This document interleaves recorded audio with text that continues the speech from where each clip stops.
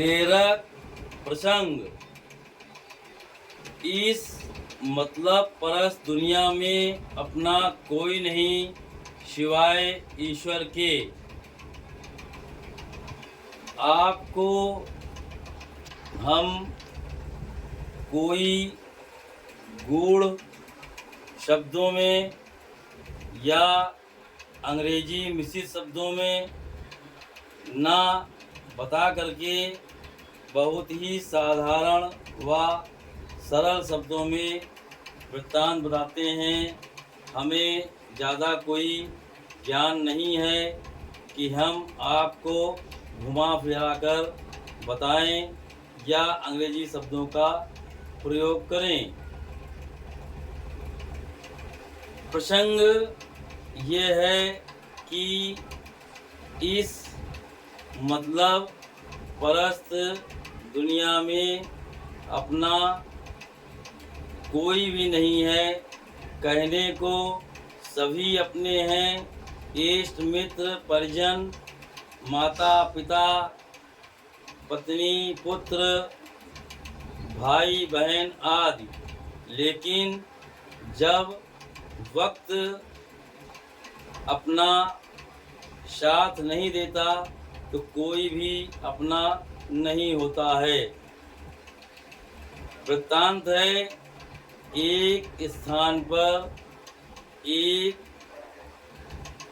महात्मा जी रहते थे। महात्मा जी के यहाँ उनके द्वारा दिए जा रहे प्रवचनों को सुनने के लिए काफ़ी लोग इकट्ठा होते थे। महात्मा जी हमेशा सत्य धर्म के रास्ते पर चलने की शिक्षा देते और साथ में ये अवश्य कहते कि आप अपने परिवार का भरण पोषण करिए, परिजनों से संबंध रखिए, परंतु थोड़ा सा समय ईश्वर की शरण में भी आकर के दें। ईश्वर के नाम का जप आदि अवश्य करें। सिर्फ परिवार के प्रति ही रह करके जीने से कुछ भी हासिल नहीं होता। उस गांव का एक नौजवान लड़का भी प्रवचन सुनने आने लगा। वह महात्मा जी द्वारा दिए जा रहे प्रवचनों से इतना ज़्यादा प्रभावित हुआ कि वो रोज ही प्रवचन सुनने आने लगा। जब दिन ऐसा उसका नियम बन गया तो घर वालों ने पूछा कि क्या बात है, आजकल तुम ज़्यादातर समय बाहर रहते हो, ज़्यादा कामकाज भी नहीं करते हो। तो उसने बताया कि मैं आश्रम में महात्मा जी के पास जाता हूँ और उनके द्वारा दिए जा रहे प्रवचनों को सुनता हूँ, जिससे मुझे काफ़ी आत्मिक शांति मिलती है। धीरे धीरे वक्त गुजरता गया। एक दिन उस लड़के ने आकर के महात्मा जी से कहा, महात्मा जी, आपके चरण कमलों की वजह से हमारे जीवन में काफ़ी परिवर्तन आया है और हमारी शादी तय हो गई है। महात्मा जी ने कहा, बहुत ही खुशी की बात है, पर तू थोड़ा मुझसे दूर हुआ। इस पर वो लड़का बोला, गुरुजी इसका क्या आशय है? तब गुरुजी बोले, इसका आशय तुमको बाद में पता चलेगा। धीरे धीरे लड़का आने में थोड़ा विलम्ब करने लगा। कभी एक आध दिन वो आश्रम में आता भी नहीं। फिर एक दिन उसने बताया, महाराज जी, फला तारीख को मेरी शादी है। गुरुजी ने कहा, ठीक है बेटा, बहुत अच्छी बात है, जीवन यापन करो, अपने परिजनों का ध्यान रखो, लेकिन साथ में ईश्वर की शरण में भी रहो। इससे तुम्हारा जीवन सुखमय व मंगलमय व्यतीत होगा। लड़का बोला, ठीक है महाराज जी, परंतु गुरुजी ने कहा, तू मुझसे थोड़ा और गया। लड़का बोला, गुरुजी इसका क्या आशय है? उन्होंने कहा, बाद में पता चलेगा। लड़के की शादी हो गई। शादी के बाद लड़का अपने पत्नी आदि के चक्कर में, घर के कार्यों आदि में इतना ज़्यादा व्यस्त रहने लगा कि उसने आश्रम आने में कई कई दिन लगा दिए। एक दिन गुरुजी ने कहा, बेटा क्या बात है, अब तो तुम काफ़ी दिन बाद आते हो।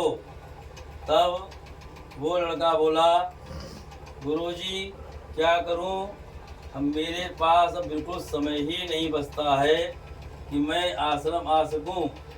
घर के कार्यों आदि में इतना ज़्यादा समय लग जाता है और सभी परिजन हमको इतना ज़्यादा मानते हैं, इसके लिए हम उनकी खुशी के लिए दिन रात काम करते हैं और उनकी खुशियों के लिए ही हम आश्रम नहीं आ पाते। गुरुजी ने कहा, बेटा ये तो ठीक है, घर का भरण पोषण करो, पत्नी माता पिता की सेवा करो, लेकिन फिर मैं कह रहा हूँ कि ईश्वर को कभी मत भूलो, थोड़ा समय ईश्वर को अवश्य दो। लड़के ने कहा, गुरुजी मैं बहुत प्रयत्न करता हूँ, परंतु मुझे परिजन इतना ज़्यादा स्नेह करते हैं कि मैं उन्हीं के कार्यों में व्यस्त रहता हूँ। तब गुरुजी ने कहा, बेटा ऐसा कुछ नहीं है, ये दुनिया मतलब परस्त है, इस दुनिया में कोई किसी का नहीं है, इस दुनिया में सब मतलब के साथी हैं, मतलब अगर नहीं है तो तुम्हारा कोई भी साथी नहीं होगा। सिर्फ तुम्हारे कार्यों की वजह से, तुम्हारे कमाने की वजह से ही तुम्हारे पर इतना ज़्यादा स्नेह दिखाया जाता है। मैं ये नहीं कहता तुम परिजनों आदि की सेवा न करो, परंतु आश्रम अवश्य आओ। उसने कहा, गुरुजी मैं कोशिश बहुत करता हूँ, परंतु उनके स्नेह में इतना बंधा हूँ कि मेरे को बिल्कुल ही समय नहीं मिल पाता। तब गुरुजी ने कहा, बेटा ऐसा नहीं है, कोई स्नेह नहीं करता, सिर्फ मतलब के लिए लोग तुम्हारा वो करते हैं। तब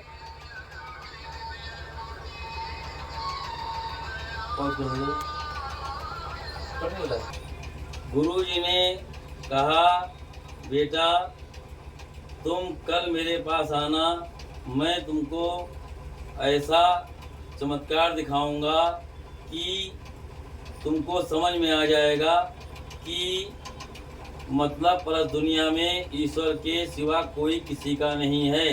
लेकिन इसका आशय कतई ये मत समझना कि हम तुमको परिवार से दूर कर रहे हैं। ये मेरा सिर्फ इतना कहना है कि परिजनों का भरण पोषण करते रहिए और ईश्वर की शरण में भी आते रहिए। दूसरे दिन लड़का आश्रम पहुंचा। तब गुरुजी ने कहा, मैं तुमको हकीकत से परिचित कराता हूँ। आज उन्होंने एक जड़ी उस लड़के को दी तो कहा, शाम को इस जड़ी को मुंह में रख करके लेट जाना, तुम सब कुछ सुनते रहोगे, परंतु तुम्हारी श्वास, तुम्हारा शरीर पूरा स्थिर हो जाएगा, तुम मृत व्यक्ति के समान हो जाओगे। लड़के ने कहा ठीक है गुरुजी, और वो लड़का चला गया। घर में जाकर के संध्या काल को उसने घर पहुंचकर उस जड़ी को मुंह में रख के लेट गया। थोड़ी देर में पत्नी आई, कहा उठो खाना बन गया है, खाना खाओ। परंतु उसके शरीर में कोई हरकत नहीं हुई। तब पत्नी ने हाथ से हिला डुलाया तो उसका शरीर निर्जीव सा प्रतीत हुआ। वह तुरंत घर के कमरे से बाहर निकलकर भागी और अपने सास ससुर आदि को बताया कि देखिए इनको क्या हो गया है। सब लोग उस कमरे में पहुँचे, देखा तो वो लड़का निर्जीव हालत में पड़ा था। सब रोने पीटने लगे कि हाय मेरे लड़के को क्या हो गया, मेरे पति क्या हो गया, हे भगवान कोई मेरे प्राण ले ले, परंतु मेरे इस लड़के को उठा दे। पत्नी ने कहा मेरे प्राण चले जाएं पर मेरे पति को जीवित कर दें। इसी तरह भाई बहन सभी ने जो है रोते हुए विलाप करना चालू किया। थोड़ी देर में लड़के के माता पिता ने कहा कि ये लड़का अपने गुरुजी के आश्रम में अक्सर जाता था। सुना है कि वो गुरुजी बहुत ही चमत्कारी हैं, क्यों ना उनसे ही कुछ कहा जाए। तभी लड़के के माता पिता रोते व्यक्ति गुरुजी के आश्रम में पहुँचे। कहा गुरुजी आपका परम शिष्य के पता नहीं क्या हो गया है, उसका शरीर में कोई हरकत नहीं है, आप चलिए देखिए। गुरुजी बोले ठीक है चलो मैं आता हूँ। गुरुजी ने कमंडल हाथ में लिया और उस घर की तरफ चल दिए। वहाँ पहुंचकर गुरुजी ने लड़के के ऊपर नजर डाली, नाड़ी आदि देखा, कहा ये तो इसके प्राण निकल चुके हैं, इसके शरीर में अब कुछ नहीं बचा है, अब कोई फायदा नहीं है। तब सभी लोगों ने कहा गुरुजी आप कोई भी उपाय करिए, कुछ भी करिए, परंतु हमारे इस लड़के को बचाएं। पत्नी बिलखते हुए गुरुजी के पैरों में गिर पड़ी, कहा कुछ भी करिए मेरे पति को बचाएं।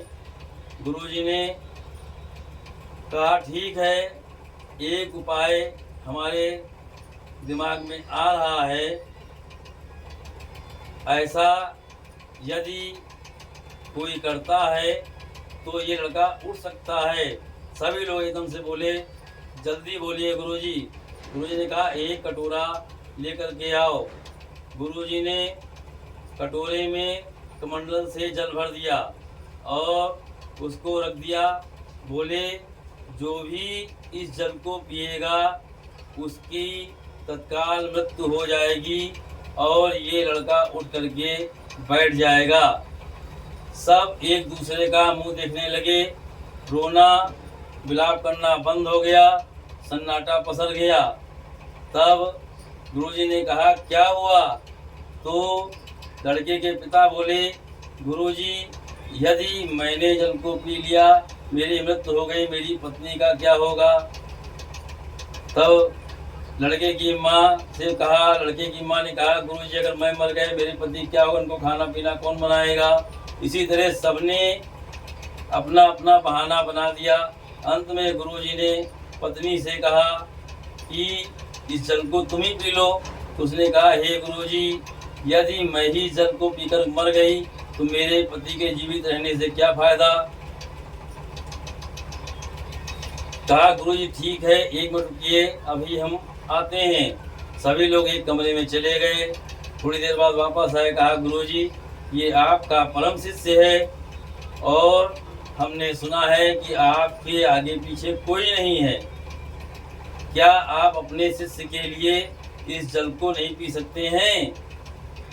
गुरुजी ने कहा कि आप सभी तो इनके परिजन हैं, इनसे बहुत स्नेह करते हैं, इस लड़के के बिना कोई जीवित नहीं रह सकता और आप लोग अब ऐसा बोल रहे हैं। तब सभी ने कहा, गुरुजी हमारे आगे मजबूरी है, अगर घर में कोई भी खत्म हो गया तो न मेरी पत्नी को क्या करेगी। माता बोली, मेरे पति क्या करेंगे। तब गुरुजी ने कहा, ठीक है कोई बात नहीं है, मैं ही इस जल को पी लेता हूँ। गुरुजी ने कटोरा उठा करके जल को मुंह में आधा डाल लिया और लड़के का मुंह खोल करके उसके मुंह में डाल दिया और धीरे से जड़ी को निकाल लिया। तत्पश्चात जड़ी निकलते ही वो लड़का उठ करके बैठ गया।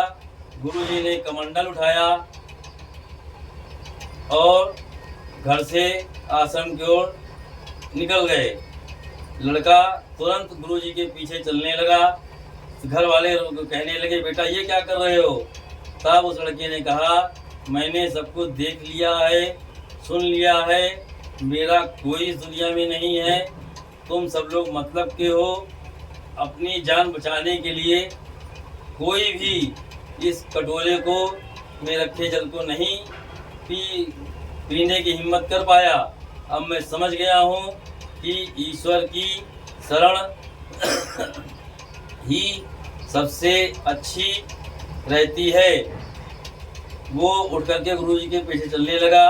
तब गुरुजी ने कहा, नहीं बेटा ऐसा मत करो, तुम घर परिवार में रह करके ही अपने परिवार का भरण पोषण करके ईश्वर की तरफ भी ध्यान लगाओ। गुरुजी ने कहा, तुमको आश्रम में रहने की कोई आवश्यकता नहीं है, तुमको साधु महात्मा बनने की कोई आवश्यकता नहीं है। घर गृहस्थी में रह करके भी मनुष्य साधु महात्मा सा आचरण कर सकता है, ईश्वर की शरण में जाने के लिए कुछ समय निकाल सकता है। ऐसा कह करके गुरुजी ने उस लड़के को समझाया और कहा कि मतलब सबसे बड़ा धर्म गृहस्थ अगर आप हैं तो उसका भरण पोषण भी है और साथ में ईश्वरीय शक्तियाँ भी हैं। परंतु बस इतना अवश्य ध्यान रखिए कि ये मतलब परस दुनिया है, तुमने सब कुछ देख लिया है तो अपने विवेक से कार्य करें और ईश्वर की शरण में रहें। उस दिन के बाद से उस परिवार के सभी लोग समय निकालकर गुरुजी के आश्रम में जाने लगे और गुरुजी के द्वारा दिए गए उपदेशों को सुनने लगे, जिससे उसका परिवार सुखमय व मंगलमय ढंग से व्यतीत होने लगा। इस प्रसंग का सिर्फ इतना आशय है कि आप घर परिवार छोड़ करके साधु महात्मा न बने। आप घर परिवार में रहते हुए गृहस्थ जीवन जीते हुए भी साधु महात्मा सा व्यवहार करें और ईश्वरीय शक्तियों की शरण में लगे रहें, तभी आपका जीवन सुखमय व मंगलमय ढंग से व्यतीत होगा। ओम श्री हरिओम। जय महाकाली, जय महाकाल। मातेश्वरी महाकाली सिद्ध दिव्य दरबार की सदा जय जयकार होती रहे।